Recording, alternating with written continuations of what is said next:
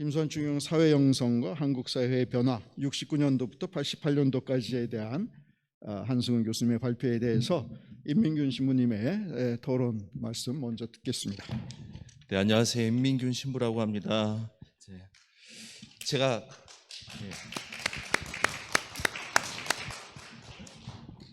제가 발표에 앞서서 토론자로 발표에 앞서서 제가 이럴 줄 알았습니다. 제일 마지막에 토론하면 시간이 모자랄 줄 알았습니다.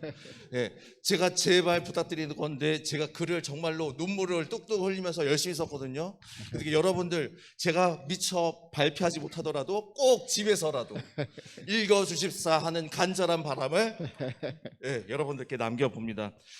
저는 전공이 기초신학이라는 걸 전공했는데요. 아무래도 오늘 발표자 토론자분들 통틀어서 아무래도 김수환 추기경님의 사회적 움직임 그리고 사회적 자세에 있어서 영성적으로 어떻게 해석할 수 있는지에 대해서 나름대로 써본 유일한 사람이 아닐까 싶습니다. 그래서 좀 감히 좀 읽어주십사 말씀드리는 겁니다. 그리고 기초신학이라는 것은 아무래도 교회 울타리 밖에 있는 사람들과도 대화를 추구하는 학문이다 보니까 오늘 이 자리가 저에게 굉장히 뜻깊은 것은 신학과 역사 간의 역사와의 대화가 가능한지를 우리가 한번 가능성을 엿볼 수 있고 실제적으로 대화를 할 수 있는 장이 마련되지 않았을까 싶습니다. 시간이 모자른 관계로 저의 정말로 주옥 같은 글을 막 넘기면서 핵심만 하겠습니다. 제가 한승훈 선생님께 그 발표를 부탁드리면서 아무래도 역사학자로서 사회 영성이라는 것에 대한 주제로 글을 쓰는 게 쉽지 않다라는 사실은 알고 있었습니다. 아무래도 읽어보면 사회 영성, 사회적 영향, 사회적 가르침에 대해서 우리가 이해할 수 있지만 사회 영성이란 부분까지 교수님께서 어떻게 적용하실까 저도 굉장히 궁금했는데 아무튼 이 자료 안에서는 김수환 추기경님께서 사회적 소용돌이의 상황 속에서 어떻게 종교자로서의 정체성을 잃지 않으면서 교회의 목소리를 어떻게 사회 참여를 해야 되는지에 대한 가르침과 함께 정말로 균형을 잃지 않으셨던 분이구나라는 사실을 이 문서를 통해서 너무나도 절실히 그리고 새롭게 깨달을 수 있었습니다. 저는 이 토론문을 질문을 하는 것도 중요하지만 아무래도 영성과 관련된 관점에서 어떻게 한승훈 선생님께서 이 요약한 문서에 김수환 추기경님의 사회 영성의 토대가 무엇인지를 제가 파악하고 종합적으로 제시하는 게 제 몫이 아닐까, 그리고 신학자로서의 몫이 아닐까라고 생각하고, 그리고 여러분들도 아시겠지만 오늘날 김수환 추기경님께서 사셨던 시대와는 굉장히 많은 사회적 변화가 있었음에도 불구하고 계속적으로 사회적 참사가 일어나는 오늘날에 있어서 만약에 김수환 추기경님께서 오늘날에도 살아계시다면 어떻게 교회 수장으로서 그리고 교회 대표 봉사자로서 어떠한 목소리를 내셨고 교회가 어떻게 사회적 참여를 해야 할 것인지에 대한 지침을 가르쳐 주실 것인지에 대한 성찰의 계기도 또한 될 수 있을 거라고 생각합니다. 그래서 저는 4가지로 한승훈 선생님의 글에서 김수환 추기경님의 사회적 영성의 토대 4가지를 분석했습니다. 첫 번째는 여러분들 다 아실 겁니다.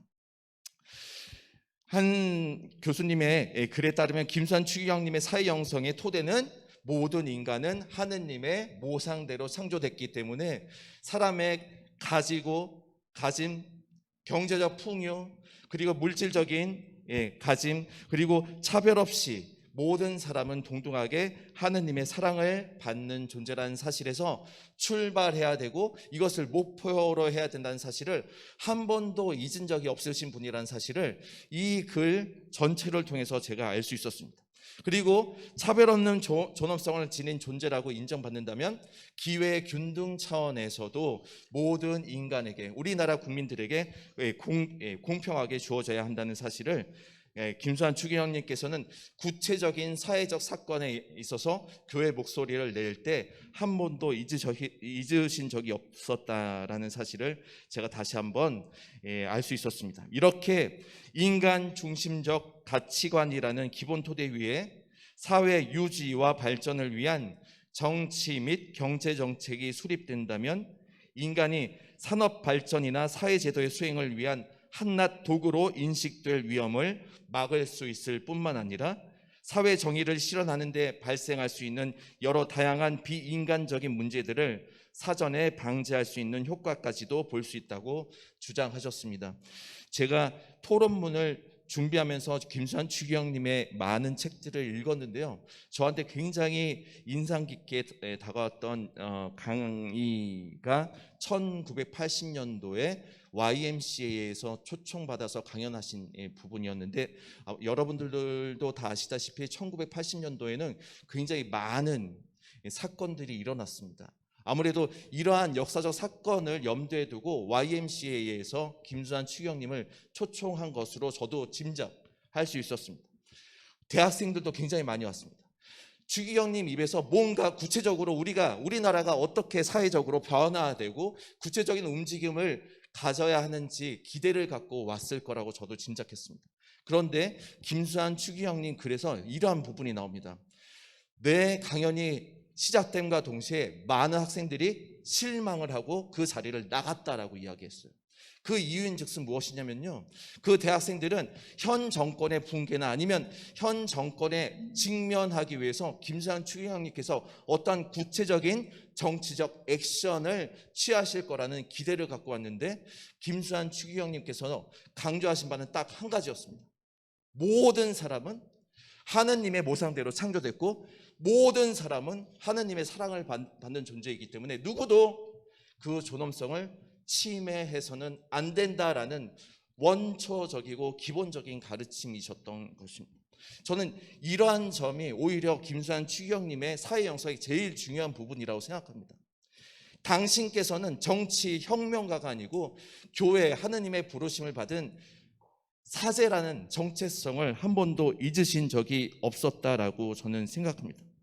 그래서 우리나라 정책 결정의 정책성과 방향성을 하느님의 모상대로 창조된 인간의 존엄성에서 출발해서 재설정할 필요성을 강조했지, 어떤 극단적인 이데올로기적 움직임에 선동한 적이 한 번도 없었다 감히 말씀드려 봅니다. 두 번째 제가 강조하고 싶은 것은 무엇이냐면요, 김수환 추기경님의 개인 영성이나 사회 영성에서 이 부분을 절대로 띄어놓을 수 없다라고 생각합니다. 여러분들 대부분 다 신자시일 것 같은 느낌이 들지만, 예수님께서도 하느님을 사랑하면 너희 옆에 있는 이웃들 또한 사랑하라 말씀하셨습니다. 여기서 중요한 것은 무엇이냐, 신자가 아니건 이웃에게 자신의 가진 것을 나누어주고 사랑을 전파하는 사람들은 굉장히 많습니다. 그렇다면 겉으로 드러나는 면에서는 차이점이 하나도 없을 겁니다. 신자건 신자가 아니건. 하지만 추기경님께서는 다음과 같이 강조하셨습니다. 믿는 이들, 특히 그리스도인이 하느님의 사랑을 이웃들에게 실천하기 위해서 제일 중요한 사항은 단 한 가지다. 우리 그리스도인은 내가 전하는 사랑의 원천을 내 자신 안에서 찾지 말고 하느님께서 우리에게 주신 거저 주는 사랑에 대한 일종의 응답으로 우리 주변에 있는 이웃들에게 사랑을 실천해야 된다는 사실을 한 번도, 그리고 계속해서 강조하고 있다는 말씀입니다. 여기에 그리스도교 신앙이라는 것의 정체성이 드러난다고 생각합니다. 우리가 하느님을 믿는다라고 이야기하지만 우리가 하느님을 믿는다라는 이 신앙 선언에는 그 이전에 프로세스가 하나 있습니다. 무엇이냐? 우리가 하느님을 믿는다라고 고백하기 이전에 하느님께서는 이미 우리 인간들을 찾아오셨고 우리가 필요한 것이 무엇인지를 미리 사랑으로 살피셨다라는 깨달음입니다. 그리스도교에서의 신앙은 단지 인간적 차원의 신앙 고백이 아니라 이미 우리를 사랑으로 불러주신 하느님 사랑에 대한 인간적 응답이라는 사실을 김수환 추기경님께서는 당신의 생애나 말씀에 있어서 여러 번 강조하셨다라는 사실을 여러분들께 말씀드립니다. 세 번째, 김수환 추기경님께서 정말로 강조하신 부분 중에 하나가 가난에 대한 우선적 선택입니다. 교회가 예수 그리스도의 메시지를 다른 이웃들에게 사회에 실천해야 되고 증거해야 됩니다. 특히 김수환 추기경님께서는 제2차 바티칸 공회가 강조한 가난하고 봉사하는 교회를 목표로 하는 교회 쇄신의 필요성을 여러 번 강조하셨습니다. 그 당시 사회에 대한민국 사회를 보호해줄 안보라는 명목하에 민주주의가 억압을 받고 경제 발전이라는 미명하에 노동자들이 부당한 대우를 받은 결과 인권이 침해됨은 물론 비인간적인 작업 환경과 관련하여 어떠한 개선의 여지가 없는 암울한 사회 상황과 집 없이 쫓겨나는 판자촌 주민들의 비참한 현실과 마주하면서 예수 그리스도가 바라시는 정의를 위하여 투신하지 못하는 교회는 결코 사회에서 소금의 역할을 수행할 수 없음을 절실하게 고백한 바 있습니다. 그래서 하느님의 가난을 증거하기 위해서 교회는 전적인 줌과 전적인 비움의 과정을 끊임없이 수행해야 된다라고 말씀하셨습니다. 마지막으로 네 번째입니다. 신학자이기 때문에 이 부분에 대해서 볼 수 있을 것 같은 느낌이 드는데 아무래도 한 교수님 글에서는 이러한 부분이 많이 부족하지 않았나 감히 말씀드려 봅니다. 그리스도교 신학에서 제일 중요하면서도 빠지지 말아야 할 것은 무엇이냐? 김수환 추기경님께서 추구하셨던 민주주의는 단지 이 현 세상에서 이상적으로 완벽하게 이루어질 민주주의라고 생각하시지는 않으셨을 거라는 믿음입니다.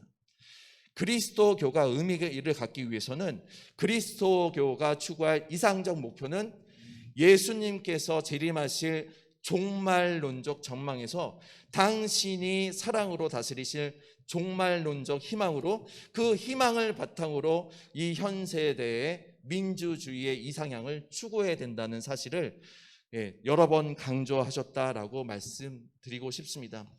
우리 그리스도인에게 희망은 단지 더 나은 미래, 더 물질적으로 풍요한 미래만을 말하는 것이 아니라 종말이 다가왔을 때 하느님께서 궁극적으로 이루어내실 사랑이 충만한 나라를 우리가 살고 있는 이 시점, 이 장소에서도 우리의 사랑 실천을 통해서 조금이나마 실현할 수 있는 동기부여를 우리에게 주시는 것으로 굉장히 의미가 있지 않을까 싶습니다.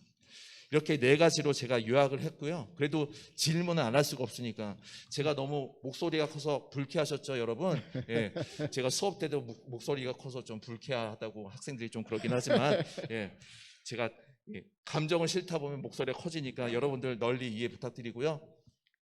아무래도 신학자다 보니까 그리고 역사적으로 이제 그 김수환 추기경님의 사회 영성에 대해서 돌아보니까 제가 서두에도 말씀드렸다시피 최근 들어서 뉴스에서 이런 이야기도 많이 듣게 됩니다. 정치인들 몇 분들 중에서는 왜 교회가 사회적으로 목소리를 낼 때 정교 분리 원칙을 왜 지키지 않느냐라고 이야기도 하게 됩니다. 추기경님께서는 소위 말해서 사회적 문제에 있어서 교회의 사회 참여에 대해서 강조하신 바 있습니다.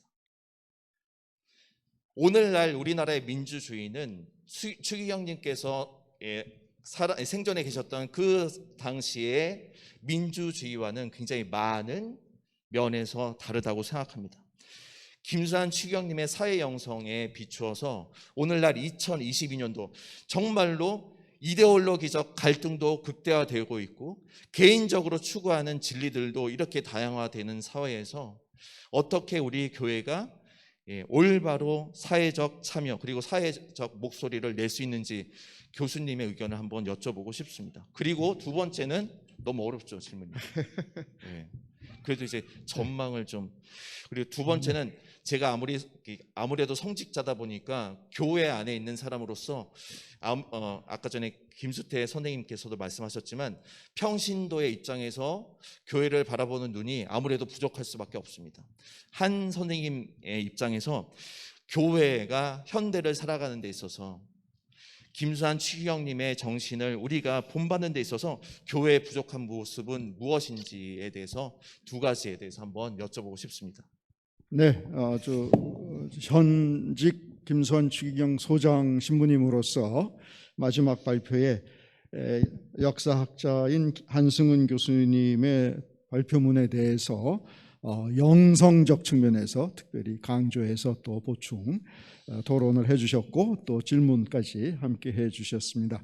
네, 한승훈 교수님께서 그래서도 초지일관 이렇게 논지를 유지하신 것은 제 나름대로 해석했을 때는 역시 김수환 추기경은 그냥 무슨 민주주의를 부르짖는 정치학자나 정치인으로서 한국 사회에 영향을 끼쳤던 어떤 지주가 아니셨고 그리스도교 정신을 바탕에 둔 그런 영성을 사회 속에 실현하시는 분으로서 그런 사회 영성을 한국 사회에 실천하는 방편으로서의 민주주의 여기에 이제 큰 역할이 있으셨고 특히 아까 제가 들었던 중에서 인상적인 것은 학병 세대로서 대한민국의 민주주의를 설계하고 그 실천을 위해서 애쓰셨던 분이셨다.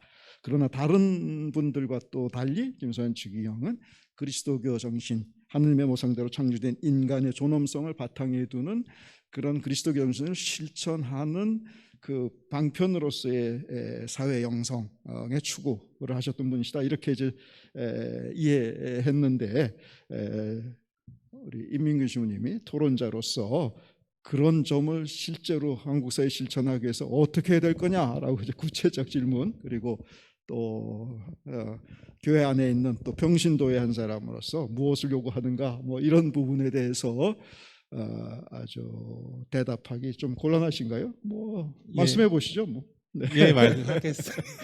제가 평신도 대표도 아니고 역사학계를 대표하는 사람도 아니고 이기 때문에 근데 질문 들으면서 어떻게 할까 한 3초 고민하다가 불현듯이 생각난 게 하나 있습니다. 일단은 뭐 기본적인 인간의 존엄성 문제라는 것들, 뭐 AI 뭐 되게 세대가 바뀌죠. 근데 인간의 존엄성 문제는 굉장히 좋은데 이거 인간의 존엄성이라는 부분들을 얘기하면 되게 좀 지루하다는 느낌을 받습니다. 뭐 당연한 거 아니야라고 하면서 우린 지키지 않아요. 근데 이제 다만 제가 이제 두 질문을 하면서 제가 21세기의 현실을 제가 말씀드리긴 좀 어려울 것 같고요. 근데 이걸 좀 빗대서 말씀을 드려도 될지 모르겠는데요. 19세기, 18세기 이제 한국 천주교가 조선에서 들어와서 사람들이 굉장히 많은 설득력 있고 이제 신자가 될 수 있었던 거는 바로 한국 사회가 조선 사회가 갖고 있었던 모순에 대해서 종말론적인 미래인지 모르겠지만 그걸 제시했다는 측면에서 저는 의의가 있다고 생각하거든요. 처음에는 지식인들이 받아들였다가 이걸 이제 평민들이 이제 천주교를 받아들이고 그런 점에서 저는 일단은 그 큰 의의가 있었고 천주교가 갖고 있던 어느 그 사회적 참여라는 측면이 맞을지 모르지만 그런 측면에서 이제 18, 19세기 신자 조선의 그런 피지배층 농민들이 그 천주교를 믿었던 이유들은 아마 거기서 찾을 수 있지 않을까. 굉장히 어려웠던 삶 속에서 이 천주교는 하나의 어떤 빛이 되지 않았을까, 희망이 되지 않았을까 생각이 들고요. 그 다음에 1919년 3월 1일 3.1운동 발발했을 당시에 천주교의 모습은 아마 18, 19세기의 모습과는 굉장히 달랐던 걸로 알고 있습니다. 제가 어떻게 더 이상 코멘트하기 좀 어렵지만 천주교는 3.1운동에 참여하지 않았습니다. 그 부분이 어찌 보면 조선 민중들의 열망과는 좀 부합하지 않은 측면이 있지 않았을까. 그 두 가지 굉장히 상반된 모습, 그 다음에 또 김수환 추기경님의 70년대, 80년대 모습들을 같이 세 가지 사례를 보면 과연 우리 교회가 21세기에 어떻게 나아갈지에 대한 부분들을 좀 해명할 수 있지 않을까. 역사적인 저 역사학이 또 역사를 얘기하는 것이지만 이제 그렇게 저는 일단 얘기할 수 있지 않을까 생각합니다. 너무 이제 21세기의 전망을 말씀드리지 못한 점 죄송한데 역사적으로 이제 이렇게 좀 말씀드릴 수 있을 것 같습니다. 네, 두 분 오늘 추기경님이 대신 김수환 추기경께서 추기경이 되신 이후부터 88년 우리 사회가 이제 산업화 시대를 넘어서 민주화 시대로 가는 그 변곡점에 이르기까지 시기를 한정해서 다뤄주셨고 그 속에서 또 사회 영성에 초점을 맞추신 데 대해서 우리 임민균 신부님께서 이제 임자 만났다라고 이제 영성에 대한 또 열정적인 말씀을 같이 나눠주셨습니다. 청중 속에서 뭐 쪽지 질문이 있으신 것 같습니다. 네, 김추기경님의 교회 사회 참여 방식의 실현 과정에서 있던 한계점, 아쉬운 점, 앞으로 교회가 보완해야 할 점이 무엇이라고 생각하시는지 궁금합니다라고 질문해 주셨습니다. 여기 질문지를 보시면서 답변을 같이 해주시죠. 네.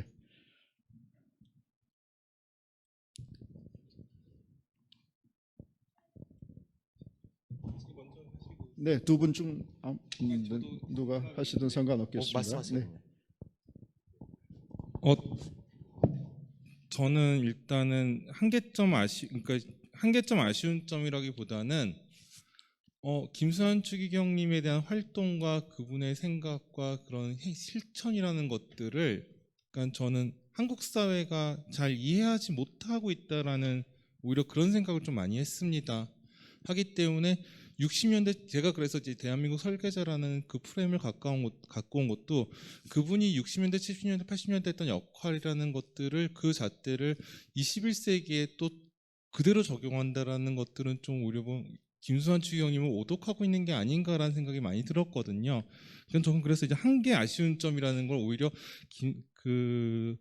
김수환 추기경에 대한 아쉬움보다는 그 김수환 추기경님을 오독하는 거에 대한 좀 아쉬움이 좀 있습니다. 저는 그래서 이거를 저희가 좀 바로잡는 게 좀 중요하지 않을까라는 전 생각을 해봤습니다.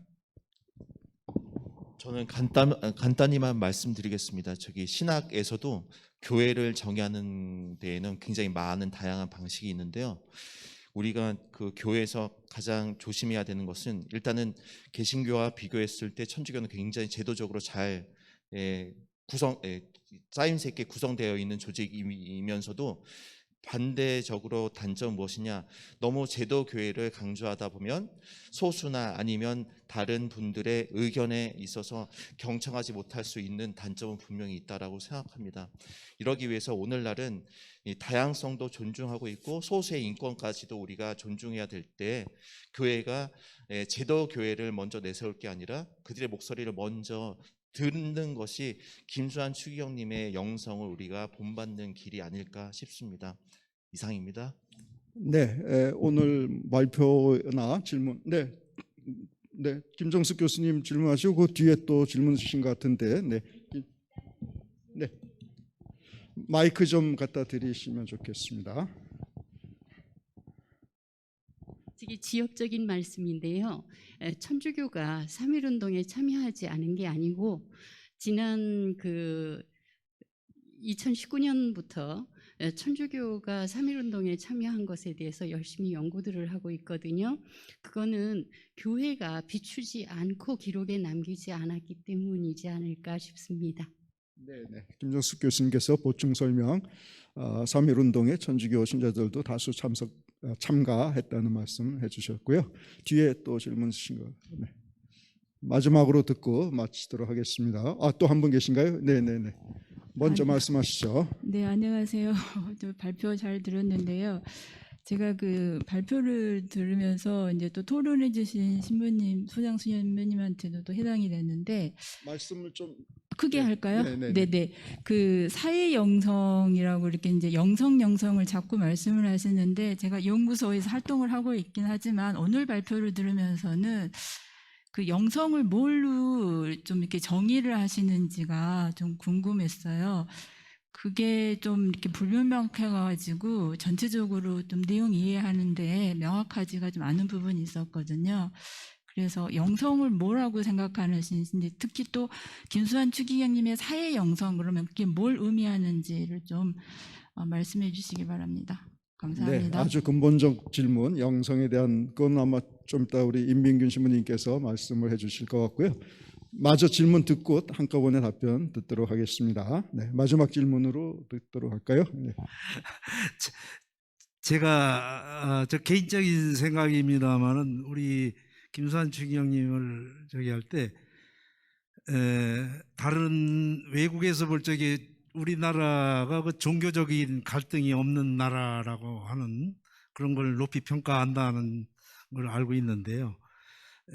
우리 저 추기경님께서는 그 어떤 기독교라든가 불교라든가 그래서 뭐 그 당시에 그 사회 그 종교의 지도자인 뭐 강월용 목사라든가 법정 스님이라든가 이런 분들과도 어떤 교류와 또 이게 같이 하시고 뭐 절에도 가셔서 뭐 저기도 하시고 강의도 하시고 이러한 어떤 타 종교와의 관계에 대해서는 언급을 안 하신 것 같아서 그게 어떻게 좀 무엇보다도 크게 평가될 그런 부분이 아닌가 하는 그런 소견이 들어서 말씀드렸습니다. 네, 좋은 말씀해 주셨습니다. 김수환 추기경님의 종교 간 협력이나 대화에 대해서는 오늘 언급이 없었는데 그 점도 중요하게 다뤄야 되지 않느냐. 뭐 오늘 발표가 모든 걸 다 할 수는 없습니다만 그동안의 연구 발표나 또 앞으로 계획하는 연구에서 그 부분도 또 유념해야 할 것으로 생각이 됩니다. 아까 그 영성의 개념에 대한 질문에 대해서 네. 소장시무님께서 답변해 주시는 걸로 오늘 전체 토론 마무리를 할까 합니다. 예, 여러분들의 시간도 금이니까 제가 아주 함축적으로 이해하기 쉽도록 설명을 노력해 보겠는데, 영성이라는 게 굉장히 모호한 개념이기도 합니다. 하지만 종교계에서 인간의 이제 그 인간의 구성 요소를 그 육체, 정신, 영혼이라고까지 제3요소로 영혼을 보는데, 영혼은 종교의 유무에 상관없이 모든 인간에게 주어져 있고, 이 영혼이 정신과 구분되는 가장 큰 특징이 무엇이냐면, 인간은 다른 동물들과 비교해 봤을 때 가장 큰 특징이 초월 세계, 죽음의 의미는 무엇인지, 우리가 고통을 직면하게 될 때 어떻게 직면해야 되는지에 대한 초월적인 물음을 제기하고 거기에 대한 답을 추구하는 존재라고 생각합니다. 이러한 질문을 하다 보면 철학적으로 초월적인 존재에 대해서 우리가 생각할 수밖에 없고, 이 초월적 존재와 우리 인간을 매개해주는 그 주체가 저는 영혼이라고 하고, 그 영혼이 초월적 주체와 신과 연결될 수 있다면 그것은 인간의 영성 때문이지 아닐까라고 제가 감히 말씀드리고 싶습니다. 사회의 영성이라는 것은 무엇이냐?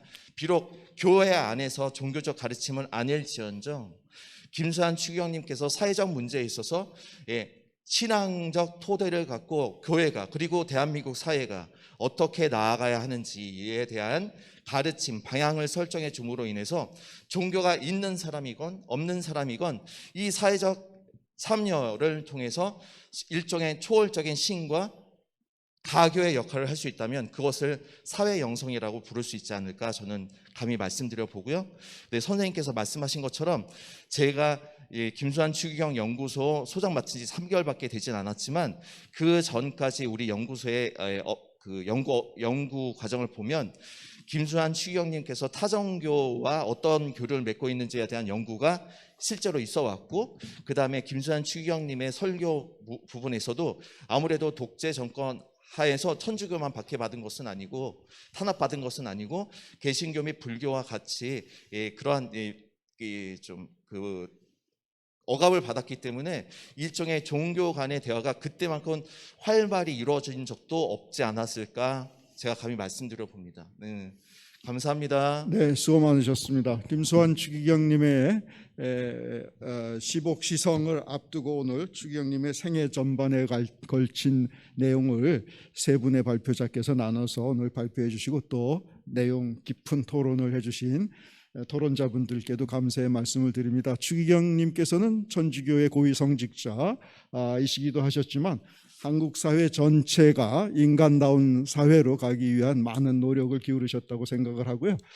거기에서 이제 추기경님께서 하신 말씀 중에 하나 생각나는 것이 내가 천주교 신자고 천주교 추기경이니까 하는 말이 아니라 인권이라고 하는 거, 인간의 권리는 천부적이다라고 얘기한 것은 서울대학교 헌법교수이신 김철수 교수의 책에도 나온다 이런 말씀까지 하시면서 그것은 사람이면 누구나 지금 영성에 대해서 소장시부님 말씀하신 것처럼 사람이면 누구나 갖고 있는 그런 영적인 특성이고 그것을 하늘이 준 선물로서의 권리, 천부적 권리 이렇게 얘기하는 헌법학자를 인용하시면서 종교 유무와 상관없이 어느 종교인지에 관계없이 누구에게나 관계되는 우리가 인간답게 살기 위한 중요한 그런 가치, 기준이라는 거 이렇게 말씀하셨던 점이 마지막으로 생각이 났습니다.